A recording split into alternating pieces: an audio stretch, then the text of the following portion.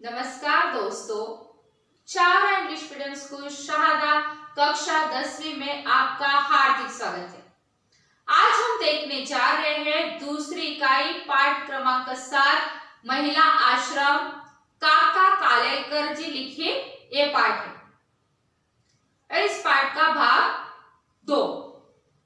भाग 1 में हमने देखा कि काका कालेलकर जी ने सरोज जी को उत्तर देते हुए पत्र लिखा हुआ और पत्र में उन्होंने कुछ सुझाव दिए हुए हैं आश्रम के बारे में, महिला आश्रम के बारे में, कि महिला आश्रम जो है उसके लिए चंदा इकट्ठा करने की जरूरत नहीं है, उसका विज्ञापन अखबार में नहीं दिया जाएगा, अपने आप पैसे इकट्ठा होंगे, कोई भी महिला इस आश्रम में रहने के लिए आ सकती है, किसी भी प्रकार का धर्मभेद इस आश्रम में नहीं होगा। जो भी महिला इस आश्रम में रहने के लिए आएगी वो अपने कपड़े का और खाने का इंतजाम करके आएगी। अगर कोई गरीब महिला है तो उसकी सिफारिश करने वाला व्यक्ति उसके 3 महीने का खर्च उठाएगा। उसके बाद धीरे धीरे इस आश्रम में उद्योग सिखाए जाए, शिक्षा दी जाए और यहाँ पे सेवा व्रत और सदाचार का महत्व उन महिलाओं को सिखाया जाए और उसके साथ साथ कुछ नियम होने चाहिए।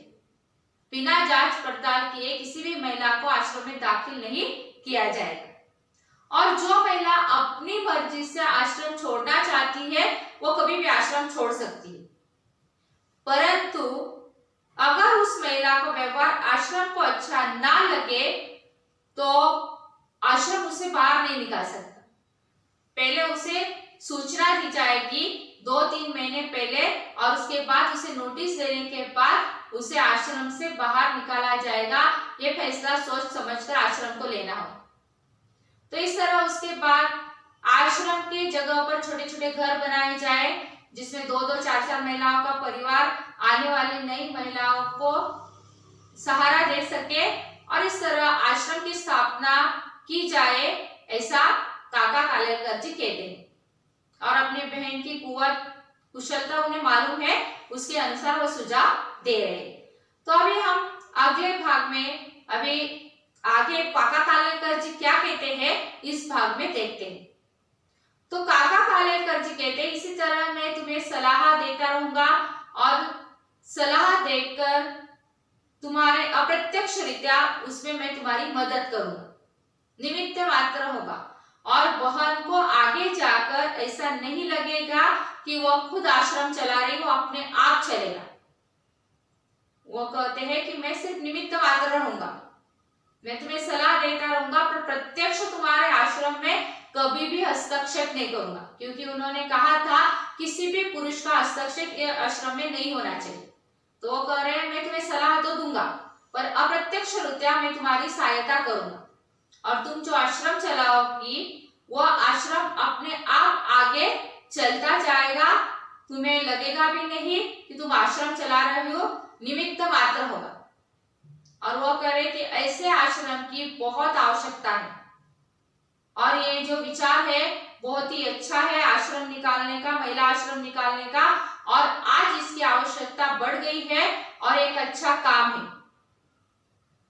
और मैंने जो भी कुछ लिखा है, जो भी कुछ सुझाव दिए हैं उसको पढ़कर उसके बारे में सोचना समझना, समय मिले तो तुरंत फैसला मत करना और फिर मुझे इस पत्र का जवाब देना ताकि मैं और आश्रम के लिए कुछ सोच सकूं और विचार कर सकूं और तुम्हें सुझाव दे सकूं। इस तरह काका कालेलकर जी ने सरोज जी से कहा है कि जब तुम्हें समय मिले जल्दबाजी मत करना, जो सुझाव दिए उस पर सही समय पर सही विचार करना, फैसला करना, और आश्रम की आवश्यकता तो हमारे देश में है ही, ये बहुत अच्छा और नेक काम है।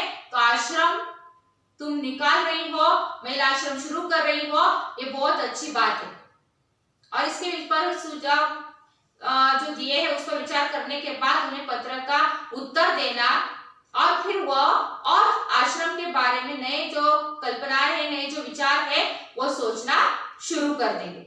इस तरह उन्होंने सरोज जी को पत्र में आगे कहा है।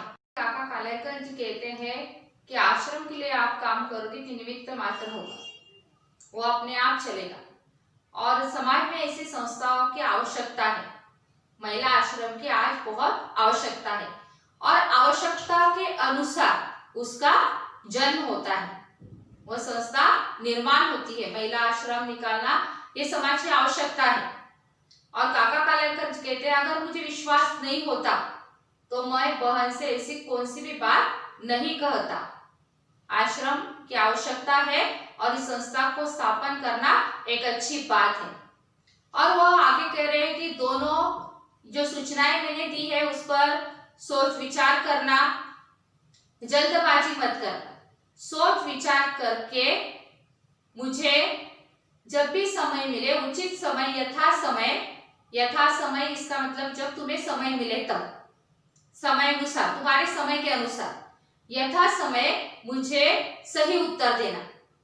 कोई जल्दबाजी मत करना। मैंने जो भी सूचनाएं दी आश्रम के बारे में उसे ठीक से गौर करना, उस पर विचार करना।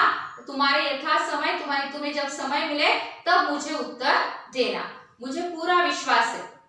और वो आगे कहते हैं अगर बहन हाँ कहेगी कि मुझे आश्रम के लिए ये जो विचार है वो सही लगे तो मैं आगे विचार करने के लिए तैयारी करूंगा, सोचने के लिए तैयारी करूंगा, ऐसा वो कह रहे हैं। जी कहते हैं अगर बहन हाँ करे तो मैं आगे विचार करना शुरू कर दूं। तो इस तरह वो आगे आश्रम के लिए विचार करना शुरू करने वाले हैं जब सरोज जी का उत्तर हाँ आएगा। उसके बाद वो वहाँ के जो वातावरण है उसके बारे में लिख रहे हैं। तो ये वो कह रहे हैं कि यहाँ पे सर्दी बहुत अच्छी है, ठंड अच्छी गिर रही है और गुलदाउदी और क्रिसैंथेमम जो फूल है वह बहार में है। क्रिसैंथेमम और गुलदाउदी ये जो फूल है वो उनकी बाहर आने वाली है। तो वो कह रहे हैं कि महीनों तक खिलते नहीं, उन्हें बहुत देर लग जाती है खिलने में और ऐसे लगता है कि उनकी जो पंखुड़ियां है वो पेट में भारी रस से छिपाकर बैठी हो और फोटो को सीकर बैठी हो, ओठ बंद कर बैठी हो। ऐसे इन फूलों के बारे में गुलदाउदी और क्रिसैंथेमम जो है उनके बारे में काका कालेलकर जी कह रहे। कैसे लगता है पेट में भारी रस से छिपा हो और ओठों को सीकर बैठे हो, परंतु जब खिलने लगते हैं तो एक एक पंखुड़ी कर खिलते हैं और इस तरह महीनों तक रहते हैं। और फिर वो कह रहे हैं कि गुलाब भी खिलने लगे हैं और कास्मोस के फूलों ने भी बहुत आनंद दिया। तो इस तरह वो कह रहे हैं कि यहाँ पे फूलों से वह आनंद उठा रहे हैं। कालेलकर जी आगे कहते हैं, लिखते हैं कि जिनिया का पौधा जो है वह सड़क के किनारे था और जो आता था आए उसकी कली तोड़ लेता था और कली तोड़कर ले जाता था। इसीलिए उन्होंने क्या किया, उस जिनिया को पौधे को उठाकर वहां से उठाकर सरहाने लगा दिया। सरहाने इसका मतलब है नजदीक, उनके पास, सिर के पास। सरहाने इसका मतलब है सिर के पास पर नजदीक। और फिर उन्होंने बहुत सारे फूल दिए और 2 महीने तक उन्होंने उन फूलों का आनंद उठाया। जैसे ऐसे लगता था मानो उसकी आंखें उत्कंठता से उसे देख रही है। उत्कंठता इसका मतलब है आतुरता से। फूलों की आंखें जो है उत्कंठा से उन्हें देख रही हो, आतुरता से उन्हें देख रही हो, ऐसे लगता था। फिर 2 महीने बाद सूख गए, उसके बाहर चली गई तो उन्होंने उसे विदा कर दिया। तो इस तरह उन्होंने जिनिया को पौधे को 2 महीने बाद विदा किया है और फिर यहाँ पे उनका जो पत्र है वो खत्म होता है। वो दोनों को, सरोज जी को और उनके बेटी को, दोनों को शुभाशीर्वाद लिखते हैं और वहाँ पे अपना पत्र खत्म करते हैं। तो ये पहला पत्र था, उसमें आश्रम के लिए सुझाव और उसके साथ साथ उनके पेड़ पौधों से जो प्रेम है, लगाव है, वो लिखा हुआ था। तो इस तरह उन्होंने अपने पहले पत्र में आश्रम के बारे में सुझाव दिया और उसके बाद उनके जो पेड़ पौधे हैं उनके बारे में जानकारी सरोज जी को दी। फिर सरोज जी का उत्तर उन्हें मिलता है। ये पत्र जो है, पहला पत्र काका कालेलकर जी ने लिखा, पहला पत्र सरोज जी पढ़ती है और फिर सरोज जी जवाब देती है काका कालेलकर जी को उनके पत्र का। और फिर काका कालेलकर जी सरोज पत्र लिखते हैं। तो दूसरा पत्र जो सरोज जी को लिखा गया है काका कालेलकर द्वारा, वो अब हम देखते हैं। जो है काका कालेलकर जी सरोज जी के पत्र का उत्तर देते हैं और वो लिखते हैं, प्रिय सरोज, तुम्हारा 16 से ले 18 तक लिखा हुआ जो पत्र है आज अभी मुझे मिला। तो सरोज जी ने उन्हें 16 से 18 तारीख तक जो पत्र लिखा है आज उनको मिला है, काका कालेलकर जी को उनका उत्तर मिला है। तो वो कह रहे हैं कि इस महीने में मैंने तुम्हें पत्र लिखे हैं, तो इन तारीखों को मैंने तुम्हें पत्र लिखे हैं। इस महीने के पहली तारीख को, 9 और 15 तारीख को काका कालेलकर जी ने सरोज जी को पत्र लिखा है। 1, 9, 15 और ये चौथा पत्र है जो काका कालेलकर जी सरोज जी को लिख रहे हैं। और वह कहते हैं कि मैं हर सप्ताह तुम्हें पत्र लिखता रहूंगा और तुम्हारी तबीयत बिल्कुल ठीक नहीं, मुझे पता है, तुम्हें आराम की सख्त जरूरत है। सरोज जी की तबीयत खराब हो गई है, इसीलिए वो लिख रहे हैं कि हर सप्ताह मैं तुम्हें पत्र लिखूंगा और हर सप्ताह तुम्हारा पत्र मुझे मिलना चाहिए। अगर तुम नहीं लिख पाओगी तो चिरंजीवी रेहाना जो है, रेहाना ये जो है सरोज जी की लड़की है, तो रेहाना उन्हें पत्र लिखेगी हर सप्ताह, परंतु हर सप्ताह एक वीक में तुम्हारा पत्र मुझे मिलना चाहिए। ऐसा काका कालेलकर जी सरोज जी से कहते हैं कि हर हफ्ते हर सप्ताह एक पत्र उन्हें मिलना ही चाहिए। फिर वह चिरंजीवी रेहाना जो है, उनकी लड़की जो है, वो भी लिखेगी तो भी चले। तो कह रहे कि तुम्हें आराम की सख्त जरूरत है। और उसके बाद वह कहते हैं कि पूज्य गांधी जी जो है, आदरणीय गांधी जी को वो बहुत मानते हैं और वो कहते हैं पूज्य गांधी जी ने मुझे हिंदू मुस्लिम एकता के लिए उर्दू सीखने के लिए कहा था। अगर हमें हमारे देश में एकता बनाए रखनी है तो एक दूसरे की भाषा हमें आनी चाहिए, हमें एक दूसरे से अपनी भाषा में बात करनी आनी चाहिए। तो गांधी जी ने उन्हें उर्दू सीखने के लिए कहा था और वो कह रहे हैं कि मैंने भी तुम्हें एक पत्र में एक संदेश दिया था, एक मैसेज लिखा हुआ था कि तुम उर्दू लिखना शुरू कर दो, उर्दू लिखना सीखो। परंतु अब काका कालेलकर जी सरोज जी से कह रहे हैं कि मैं अभी एक ही संदेश देता हूँ कि अब तुम्हें सिर्फ आराम की जरूरत है और तुम्हें आराम करना चाहिए।